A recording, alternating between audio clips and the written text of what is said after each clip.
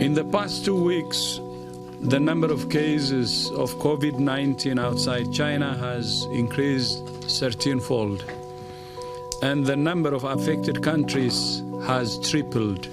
We have therefore made the assessment that COVID-19 can be characterized as a pandemic. Now to the unprecedented shutdown of virtually all professional and college sports in this country. The NCAA tournament has been canceled for 2020. March Madness, college basketball's premier event, canceled. The NCAA has no other choice but to be a responsible global citizen here. It's just a strange feeling. You don't ever think that the season is going to end in such an abrupt and strange way, but here we are.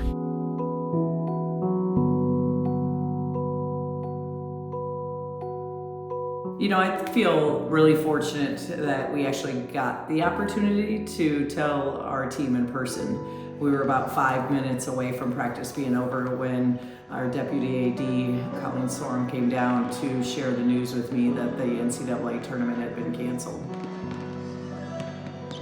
At the end of practice, we were doing post-guard skill work, and I noticed that Coach B, just walked off and was saying everybody go to the locker room, and I just kind of had the vibe that we weren't going to receive good news because we didn't even bring it in and huddle up and say Maryland on 3. We just kind of walked off the court, and so I was just like, this is probably my last practice, and I wanted to finish the drill with my team, so I kind of stayed back a little bit on purpose to just make sure that we got the number of reps that we were trying to, and then I ended on a clean make because that was essentially my last practice in a uniform as a Maryland Terp.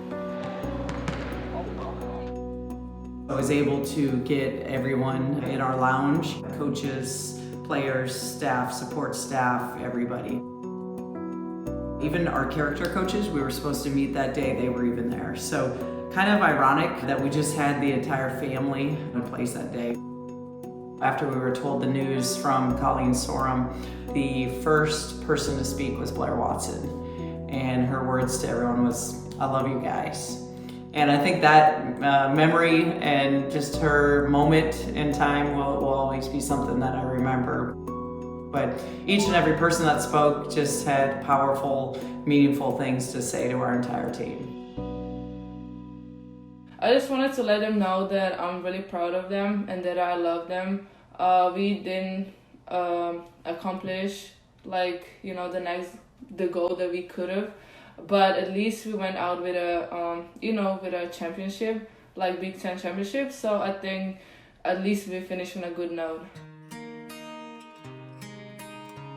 I just wanted everybody to know how grateful I was for the season we had and how much we accomplished, because it was really just amazing everything that we did this year. I was really proud of what we were able to do this season, especially with winning the regular season Big Ten Conference Championship and also the tournament championship. I wanted everybody to know on the teams, staff included, I was just proud of everybody and that I love them.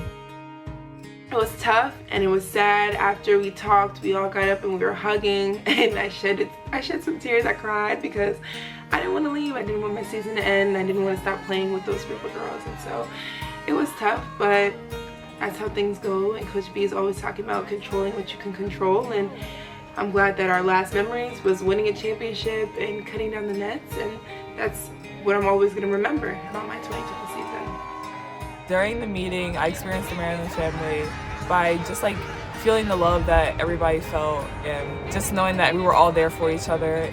Really reflecting back on the season makes me realize that you can't take anything for granted. You never know when something is going to end.